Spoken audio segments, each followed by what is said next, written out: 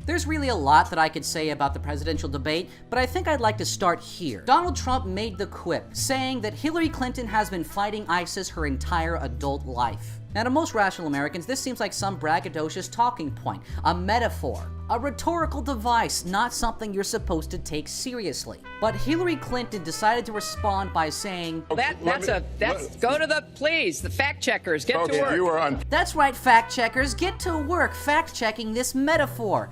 And the funniest part about it is, they fucking did. The Los Angeles Times coverage of this reads like a masturbatory Clinton circle jerk. ISIS, of course, is a newer terrorist phenomenon formed in the recent decade. Obviously, Clinton couldn't have been fighting it her entire adult life. She's been an adult for 50 years. Ha ha. Drumpf exposed. There's no way Hillary Clinton has been fighting ISIS her entire adult life. Fact check, Hillary Clinton has not been fighting ISIS her whole adult life. No, Hillary Clinton hasn't been fighting ISIS for her adult life. Trump, Clinton has been fighting ISIS for her entire adult life. Donald Trump claims Hillary Clinton has been fighting ISIS her entire adult life. Donald Trump says Hillary Clinton has been fighting ISIS her entire adult life. Trump's first huge debate, gaffe. Clinton has fought ISIS her entire adult life. Fact check, Hillary Clinton has not been fighting ISIS her entire adult life. All the things Hillary Clinton has been fighting, or not, her whole life, according to Donald Trump. The media has basically confirmed a hypothesis that I've had for quite some time now. Autism is a choice, and it is caused by Hillary Clinton. The entire media has taken up a spell of selective retardation because for some reason they are unable to tell that this turn of phrase was not meant to be taken literally. Jesus Christ, this clickbait, this fucking cancer.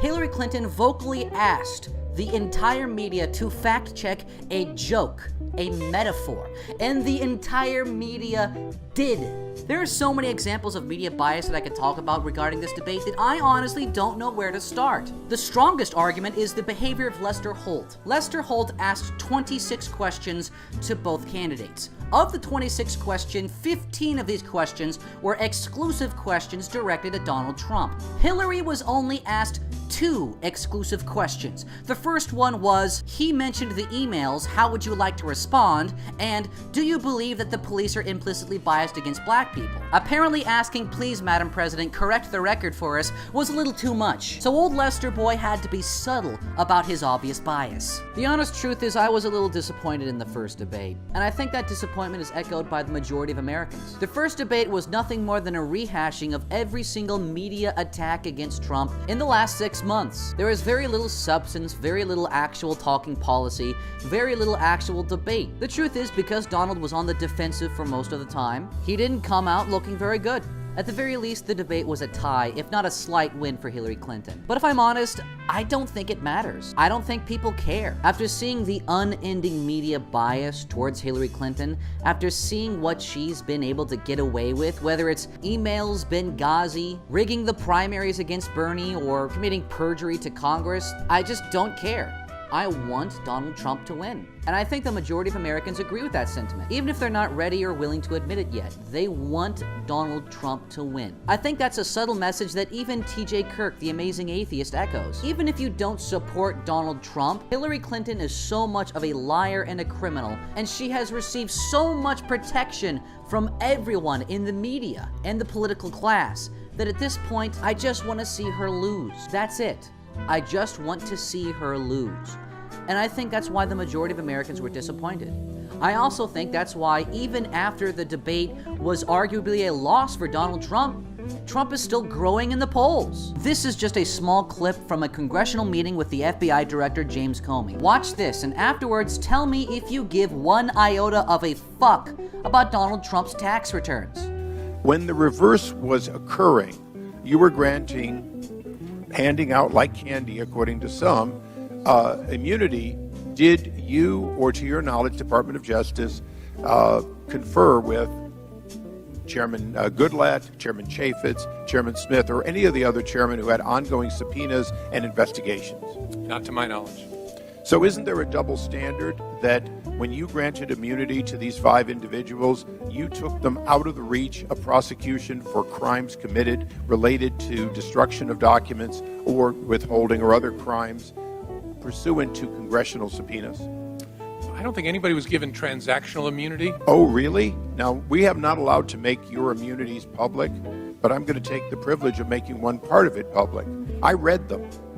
You gave immunity from destruction to both of those attorneys, not just turning them over, the documents over, specifically destruction. You did the same thing with these other 2 individuals, Brian and Paul Cabera. You gave them immunity from destruction. Nope, I don't care. Fuck FBI Director James Comey, the weaselly piece of shit. Fuck Hillary Clinton. Fuck the media. Fuck them all. I'm voting for Donald Trump. I don't know who created Pokemon Go, but I'm trying to figure out how we get them to have Pokemon go to the polls. Well, that's funny because you need to Pokemon go to jail. Hillary Clinton is everything that is wrong with Washington, D.C.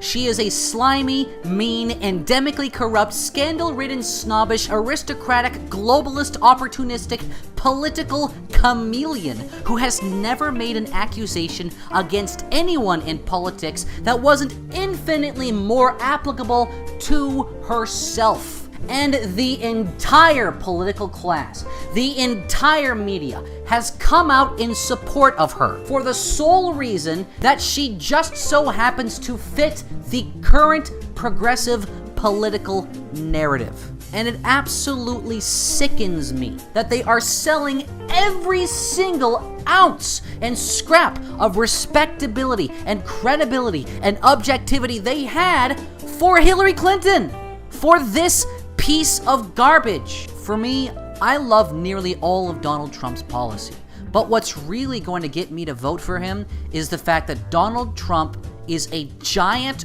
orange middle finger that I can stick right up the ass of Washington, D.C. That is why I support Donald Trump, and it's why I believe Donald Trump will be the president. Donald, I want to ask you, because the next time I see you, you could be the President of the United States. I just wanted to know if there's something we could do that's just not presidential, really, or something that we can do now that we're just both civilians. Donald Trump, the multi-millionaire real estate developer, is sounding more like a politician these days than America's most grandiose and controversial builder. This sounds like political presidential talk to me, and I know people have talked to you about whether or not you want to run. Would you ever? Probably not, but I do get tired of seeing the country ripped off. Why would you not? Well, they can presume whatever they want. I have no intention of running for president, but I'd like the point to get across that we have a great country, but it's not going to be great for long if we're going to continue to lose $200 billion a year. We're a debtor nation. Something's going to happen over the next number of years with this country, because you can't keep going on losing $200 billion, and yet we let Japan come in and dump everything right into our markets and everything. It's not free trade. We have a country that's losing $140 billion a year at a minimum. But I have to tell you that our country is in serious, serious trouble. Are you a Republican, Donald? I'm a Republican, yes. Let's give America maybe a different look at you. Really, the people that I do best with are the people that drive the taxis. You know, wealthy people don't like me. And I think a lot of people are tired of watching other countries ripping off the United States. This is a great country. They laugh at us. Behind our backs, they laugh at us. Probably wouldn't, but I do get tired of seeing what's happening with this country. And if it got so bad, I would never want to rule it out totally, because I really am tired of seeing what's happening with this country. And you'll also be surprised at another thing. Japan and West Germany and Saudi Arabia, all these, they'll start respecting us. Make America strong again. Make America great again. We have such unbelievable potential. We have to use it. We need the right leaders. You've said, though, that if you did run for president, you believe you'd win. Well, I don't know. I think I'd win. I tell you what, I wouldn't go in to lose. I've never gone in to lose in my life. I am officially running for President of the United States, and we are going to make our country great again. Can I mess your hair up? You say yes? Go ahead, with my hairspray.